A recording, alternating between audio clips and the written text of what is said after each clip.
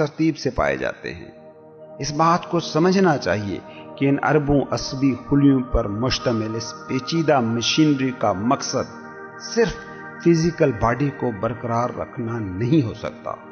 ये पेचीदा मशीनरी इस काबिल है कि ये नेचर की नादीदा कुव्वतों के साथ कम्युनिकेट कर सके। चैप्टर नंबर 14, छठी हिस्स, हिकमत के मंदिर का दर, दौलतमंदी की मंजिल का 13वां स्टेप। 13वें उसूल का उन्वान है छठी हिस्स, वो रास्ता जिससे लामहदूद जहानत इंसानी जहानत से अबलाग करती है और जिस रास्ते से इंसान अपनी ख्वाहिशात को आलमगीर जहानत तक पहुंचाता है। ये 13वां असूल कामयाबी के सारे फलसफे का तुर्रा इम्तियाज है।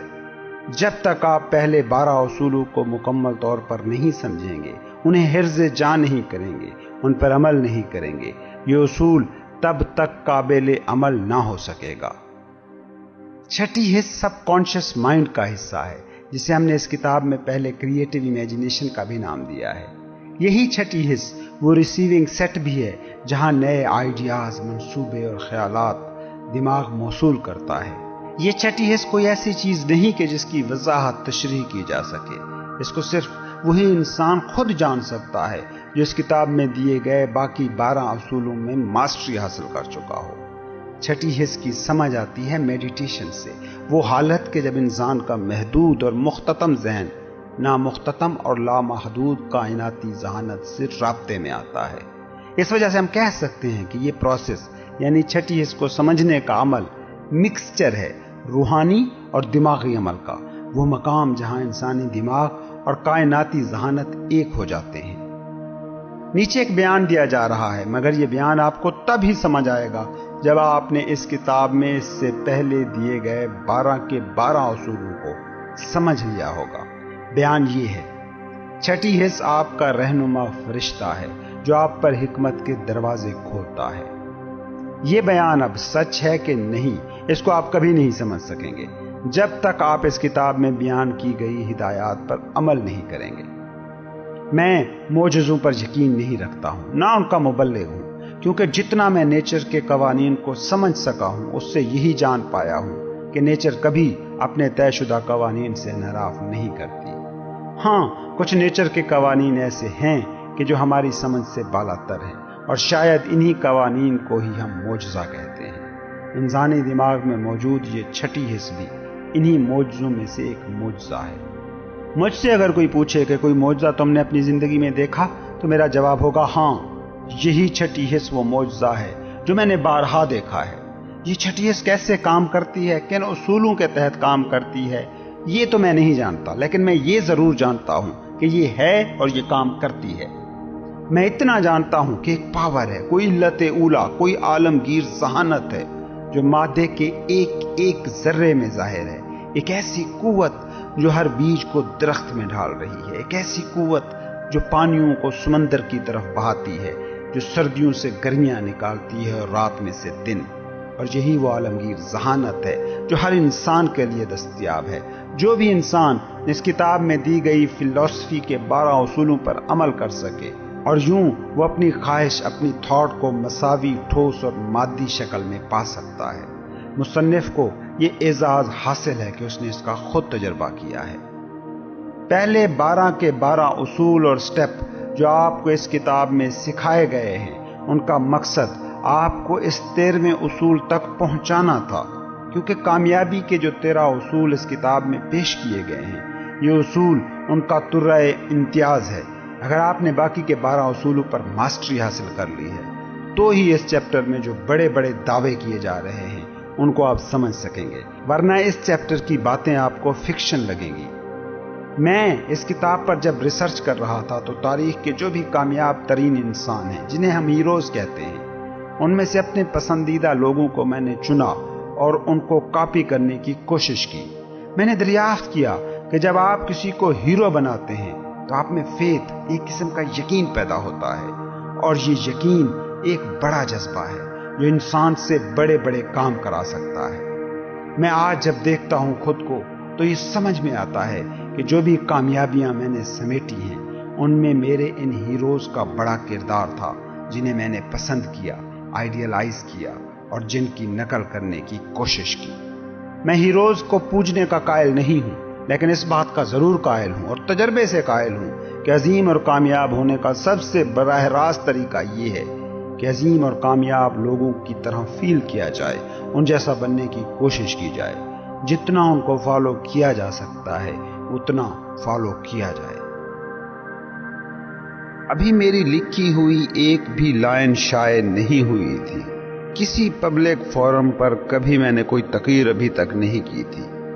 اس سے بھی کہیں پہلے کی بات ہے کہ میں نے تاریخ انسانی میں سے جو 9 لوگ چنے تھے جنہیں میں پسند کرتا تھا، آئیڈیلائز کرتا تھا، ان کی شخصیتوں کے مطابق اپنا کردار ڈھالنے کی کوششیں میں شروع کر چکا تھا۔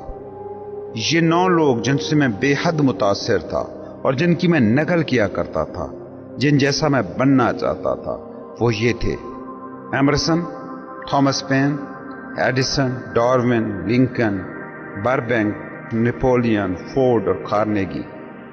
کئی سال تک مسلسل روزانہ رات کو سونے سے پہلے میری ایک عادت رہی، اور وہ عادت یہ تھی کہ ان تمام لوگوں کی میں ایک نادیدہ میٹنگ بلاتا تھا، خیالی محفل، جس میں ان سارے لوگوں کو میں تخیل کے زور پر شامل کرتا تھا۔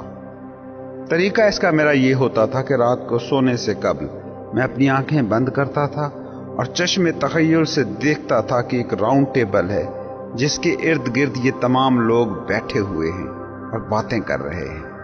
اس گول میز کانفرنس کی پتہ ہے سب سے مزے کی بات کیا تھی؟ نہ صرف یہ کہ مجھے ان لوگوں کے ساتھ بیٹھنے کا موقع ملتا تھا کہ جنہیں میں عظیم انسان سمجھتا تھا، بلکہ ان لوگوں کے اس اجلاس کا میں چیئرمین ہوتا تھا، کیونکہ بہرحال یہ گول میز، یہ لوگ، یہ میٹنگ میری پرسنل تھی، انتہائی پرسنل۔ یہ روزانہ رات کی میٹنگز کافی عرصے تک میرا شیڈول رہی۔ ان کا پتہ ہے بہترین نتیجہ کیا نکلا؟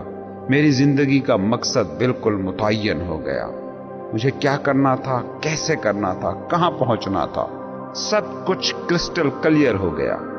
میرا مقصد تھا اپنے کردار کو ایسے ڈھالنا کہ اس میں میرے ان سارے کاؤنسلرز، تخیلاتی مشیروں کی شخصیت کے رنگ شامل ہوں۔ میں ایک ایسے گھر میں پیدا ہوا تھا، ایک ایسے ماحول میں جنما تھا جس میں جہالت تھی، جس میں توہم پرستی تھی، لیکن اس طریقے سے میں نے خود کو ایک نیا جنم دیا۔ پیدائش کا حادثہ میرے بس میں نہیں تھا، لیکن خود کو اگر خود بنانا ہو تو انسان جو چاہے وہ خود کو بنا سکتا ہے، اور اس خیالی گول میز کانفرنس کے ذریعے سے میں نے خود کو خود تخلیق کیا تھا۔ کردار کی تعمیر بذریعہ آٹو سجیشن۔ نفسیات کا بہت متجسس اسٹوڈنٹ ہونے کے ناطے میں یہ بات تو بہت بخوبی جان چکا تھا کہ جو بھی انسان اس دنیا میں ہے اور جیسا وہ ہے، ایسا وہ اس لیے ہے کہ اس نے خود کو ایسا بنایا ہے، کیونکہ انسان وہی بنتا ہے جو اس کے ذہن میں غالب خیالات ہوں اور جس کی اس میں شدید تمنا ہو۔ انسان کے خیالات اور اس کی خواہشیں ہی اس کو وہ بناتی ہیں جو وہ بنتا ہے۔ میں بہت اچھی طرح سے جانتا تھا کہ انسان کے اندر جو بھی شدید خواہش ہو وہی اس کی باہری دنیا میں بھی اپنا اظہار کرتی ہے، اور ایک دن اندرونی خواہش ہی باہر کی حقیقت بن جاتی ہے۔ اور بطور نفسیات کے طالب علم میں آٹو سجیشن کی اہمیت کو بخوبی جانتا تھا۔ میں جانتا تھا کہ آٹو سجیشن یعنی سیلف ٹاک یا خود کو ہدایات دینا، یہ وہ ٹول ہے جس سے جیسا کردار چاہیں تخلیق کیا جا سکتا ہے۔ حقیقت یہ ہے کہ آج میں اس بات کا پکا بلیور ہوں کہ آٹو سجیشن وہ واحد اور اکلوتا اصول ہے جس سے آپ اپنا کردار خود تعمیر کر سکتے ہیں۔ دماغ کے کام کرنے کے اس اصول کے علم نے مجھے اپنی کردار سازی میں بڑی رہنمائی فراہم کی۔ ان خیالی گول میز کانفرنسوں میں جو علم مجھے درکار ہوتا تھا وہ اپنے خیالی مشیروں سے میں حاصل کرتا تھا۔ میں ہر ممبر کانفرنس سے اونچی آواز میں کچھ اس طرح کے سوال پوچھا کرتا تھا: مسٹر ایمرسن، میں آپ سے یہ سمجھنا چاہتا ہوں کہ نیچر کو جیسے آپ نے سمجھا یہ کیسے کیا؟ میں کہتا تھا: مسٹر ایمرسن، آپ نے جیسے نیچر کو سمجھا مجھے اور میرے سب کانشیس مائنڈ کو بھی اس کے متعلق بتائیں۔ آپ میں جو خوبیاں ہیں وہ براہ مہربانی مجھے عنایت کیجیے۔ نیچر کو سمجھنے کے لیے جو بھی دستیاب علوم ہیں پلیز مجھے ان کے بارے میں سارا کچھ بتائیے۔ میں کہتا، مسٹر بربینک، میں آپ سے درخواست کرتا ہوں کہ مجھے وہ سارا علم سکھائیں جس نے آپ کو اس قابل کیا ہے کہ آپ کیکٹس کے سارے کانٹے جھاڑ کر اسے خوردنی درخت بنا دیتے تھے۔ میں کہتا، مسٹر نیپولین، میں آپ سے جاننا چاہتا ہوں کہ آپ لوگوں کو کیسے متاثر کر لیتے تھے، کیسے ان کو عمل پر اکسا دیتے تھے۔ آپ کو جو خود پر، اپنے منصوبوں پر یقین تھا، مجھے بتائیے کہ کیسے وہ یقین آپ نے پیدا کیا، کیسے اس قوت یقین سے آپ نے شکستوں کو فتوحات میں ڈھالا، اور کیسے زندگی کی بڑی بڑی مشکلوں اور چیلنجز کو ہرایا۔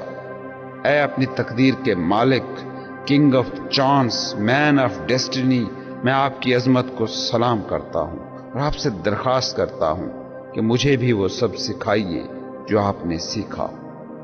میں کہتا تھا، مسٹر تھامس پین، آپ سے میں درخواست کرتا ہوں کہ مجھے حریت فکر، فریڈم آف تھاٹ سکھائیے، مجھے ہمت کا درس دیں، مجھے فکر کی وہ کلیئرٹی سکھائیے جو آپ کا درہ امتیاز تھی، وہ خصوصیات جس نے آپ کو دوام بخش دیا ہے۔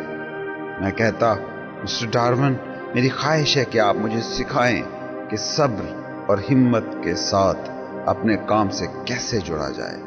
کاز اینڈ ایفیکٹ کی اس دنیا کو جیسے آپ نے سمجھا، پلیز مجھے بھی سمجھائیے کہ میں خود میں کیسے یہ صلاحیت پیدا کروں۔ مجھے بتائیے کیسے میں بلا تعصب تحقیق کروں، بالکل ویسے ہی جیسے نیچرل سائنسز کے میدان میں آپ نے کی تھی۔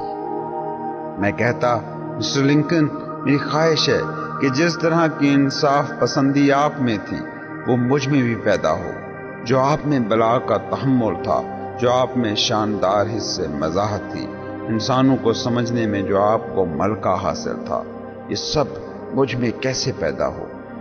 میں کہتا، مسٹر کارنیگی، زندگی میں نے جو بھی کچھ آج تک کیا ہے اس کے حوالے سے میں پہلے ہی آپ کا مقرور ہوں۔ آپ کی وجہ سے میری زندگی میں خوشی آئی، ذہنی سکون آیا، منظم کوشش کا جو اصول آپ نے کھوجا تھا، میری خواہش ہے کہ اس اصول پر میں بھی عمل پیرا رہوں، وہی اصول کہ جس پر عمل کر کے آپ نے زندگی میں بڑی کامیابیاں حاصل کی اور ایک عظیم صنعتی سلطنت کو کھڑا کیا۔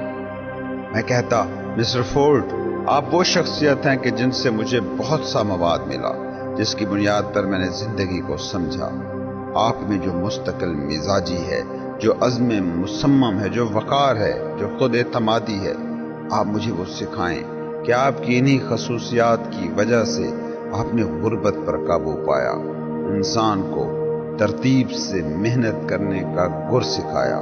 میں چاہتا ہوں کہ یہ سب آپ مجھے سکھائیں تاکہ میں لوگوں کو ان سارے طریقوں کے بارے میں بتاؤں اور وہ بھی اس طریقے پر عمل کر کے کامیاب ہو سکیں۔ میں کہتا، مسٹر ایڈیسن، اس گول میز کانفرنس میں آپ کی نشست میرے سب سے زیادہ قریب ہے، اور ویسے بھی آپ میرے دل کے سب سے زیادہ نزدیک ہیں، کیونکہ آپ ذاتی طور پر ہمیشہ مجھ پر مہربان رہے۔ جب میں کامیابی اور ناکامی کے فلسفے پر ریسرچ کر رہا تھا تو آپ نے مجھے سب سے زیادہ مدد دی تھی۔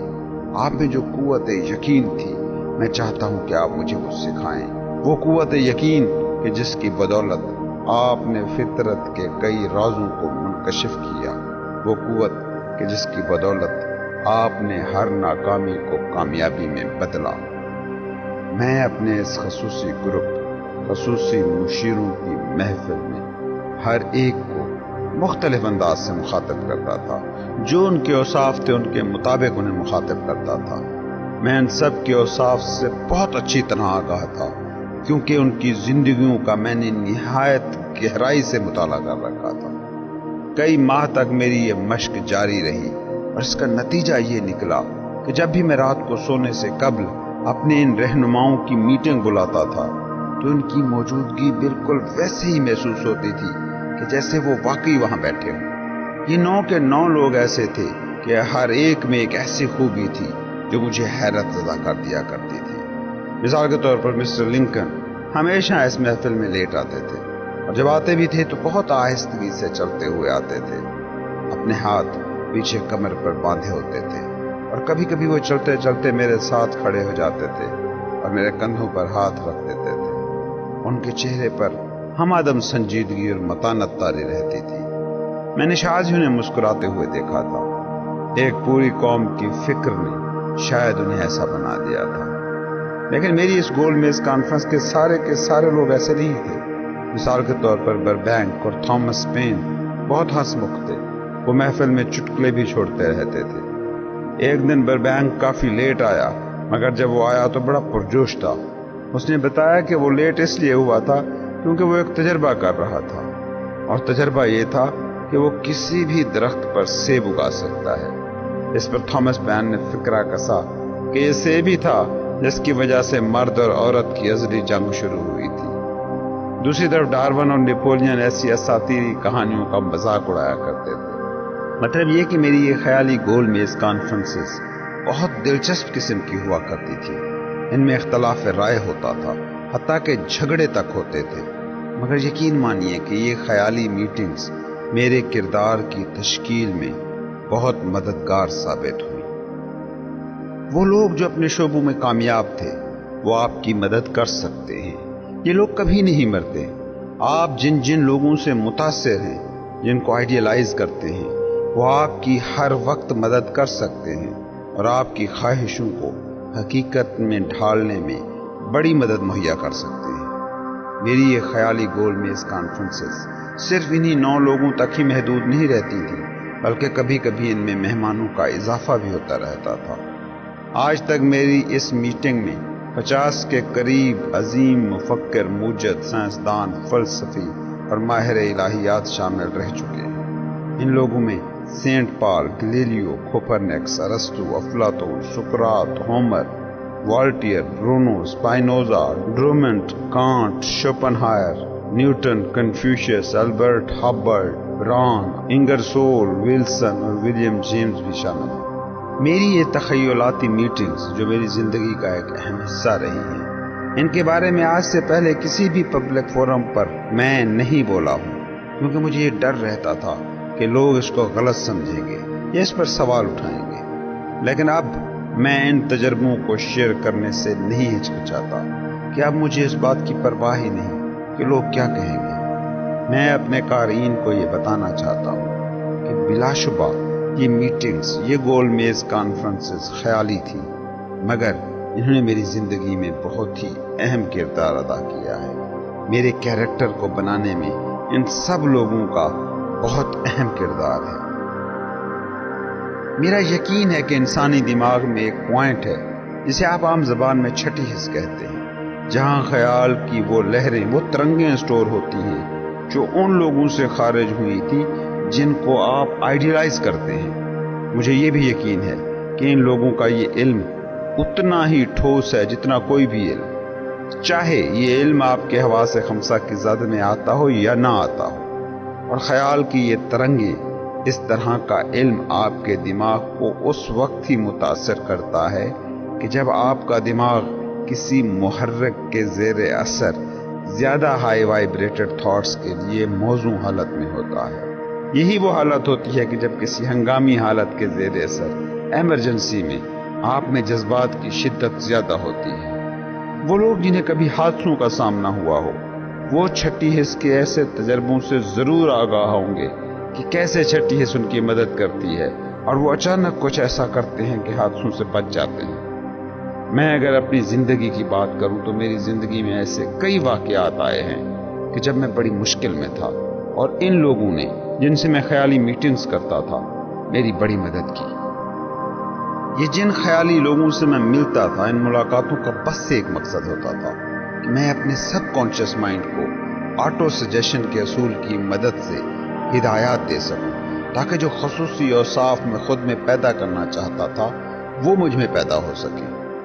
وقت گزرنے کے ساتھ ساتھ ان خیالی مشیروں سے میرے تعلقات میں ایک نیا موڑ آ گیا ہے، اب میں جب بھی مشکل میں ہوتا ہوں، کسی کلائنٹ کے کسی مسئلے سے متعلق میرے پاس حل نہیں ہوتے، تو میں اپنے ان خیالی مشیروں سے مدد لیتا ہوں، اور آپ یقین کریں کہ جو رزلٹ مجھے ملے ہیں وہ حیران کن ہیں۔ مجھے معلوم ہے کہ اس چیپٹر میں جو بات میں سمجھانا چاہ رہا ہوں وہ لوگوں کی اکثریت کے لیے ناقابل فہم ہوگی، لیکن یقین کریں کہ وہ انسان جو دولت مند ہونا چاہتا ہے، جو خوشحالی چاہتا ہے، اس کے لیے چھٹی حص ایک بہت بڑی نعمت اور بہت بڑی مدد ہے۔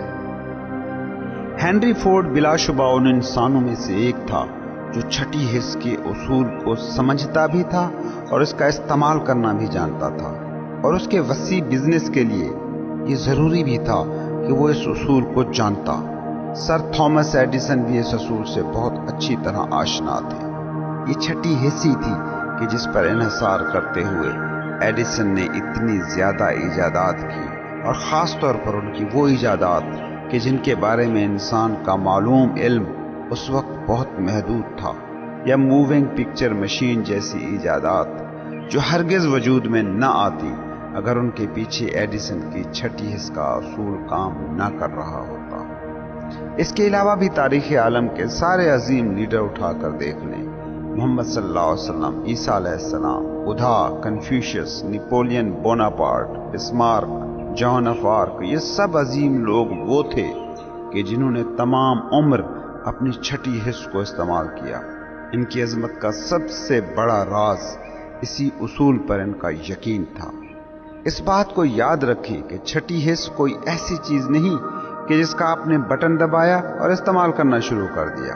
اس عظیم صلاحیت کا استعمال اور اس میں مہارت بتدریج اور آہستگی سے آتی ہے، اور اس کتاب میں جو 12 اصول اس سے پہلے آ چکے ہیں ان پر عمل کرنے سے یہ شاندار صلاحیت آپ میں پیدا ہوتی ہے۔ میری ریسرچ کے مطابق شاذ ہی ایسے لوگ میں نے دیکھے ہیں جنہوں نے 40 سال کی عمر سے پہلے اس صلاحیت کا استعمال کیا ہو، بلکہ میں نے تو یہ نوٹ کیا ہے کہ 50 سال کی عمر سے پہلے اس صلاحیت کا ورکیبل علم کم ہی لوگوں کو حاصل ہو پایا ہے۔ اور یہی روحانی طاقت کا بھی معاملہ ہے کہ جس کا انسان کی چھٹی حص کے ساتھ بہت گہرا تعلق ہے۔ روحانی طاقت کے بارے میں آپ اچھی طرح جانتے ہیں کہ طویل عرصے کے مراقبوں، میڈیٹیشنز، مشاہدہ نفس اور سنجیدہ غور و فکر سے یہ طاقت حاصل ہوتی ہے۔ آپ کیا ہیں، آپ کون ہیں، اس بات سے قطع نظر اس کتاب کو پڑھنے کا، سننے کا آپ کا کیا مقصد ہے، اس بات کی بھی اہمیت نہیں ہے، لیکن اس کتاب میں دیے گئے علم، فلسفے اور کامیابی کے اصول آپ کے لیے اسی صورت میں مفید اور کارگر ثابت ہو سکتے ہیں جب اس چیپٹر میں دیے گئے اس اصول یعنی چھٹی حص کو آپ نہیں سمجھتے۔ جب تک آپ اس چیپٹر میں دیے گئے اس اصول یعنی چھٹی حص کو نہیں سمجھتے اور اسے استعمال کرنا نہیں جانتے، اور یہ بات خاص طور پر اس حوالے سے تو بالکل سچ ہے اگر آپ کا مقصد دولت جمع کرنا یا امیر بننا ہے تو۔ چھٹی حص پر یہ چیپٹر اس کتاب میں شامل کیا گیا ہے۔ کیونکہ اس کتاب کو ڈیزائن ہی ایسے کیا گیا ہے کہ ایک مکمل فلسفہ آپ کے سامنے رکھا جائے کہ جسے سمجھ کر، جس پر عمل کر کے آپ وہ سب حاصل کر سکیں جو آپ زندگی سے حاصل کرنا چاہتے ہیں۔ اس پورے فلسفے کا نقطہ آغاز ہے، پہلا سنگ میل ہے خواہش، ڈیزائر، اور اس کا آخری پوائنٹ، آخری مرحلہ ہے سمجھ، فہم، انڈرسٹینڈنگ، خود اپنی سمجھ، دوسروں کی سمجھ، قوانین فطرت کی سمجھ، خوشی کی پہچان اور اس کی سمجھ۔ اور انسان میں یہ سمجھ صرف اور صرف تب پیدا ہوتی ہے جب وہ اس چیپٹر میں دیے گئے اصول یعنی چھٹی حص کو سمجھتا ہو اور اسے استعمال کرنا جانتا ہو۔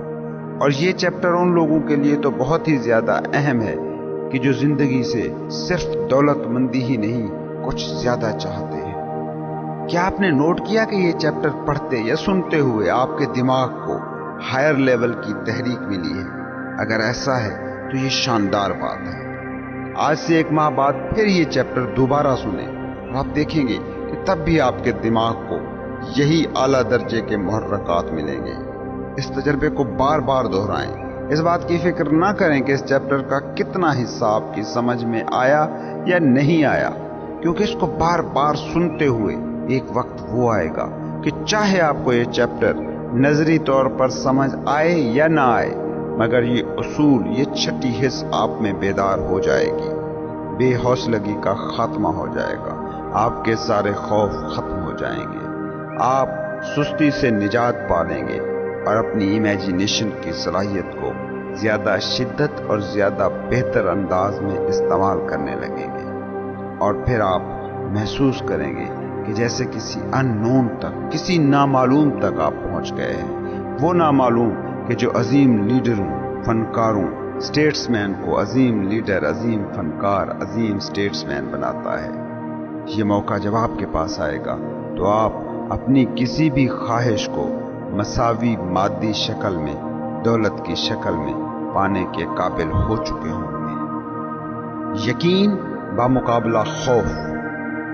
گزشتہ ابواب میں کہا گیا تھا کہ کیسے آٹو سجیشن، خواہش اور سب کانشس مائنڈ کے ذریعے آپ خود میں یقین پیدا کر سکتے ہیں۔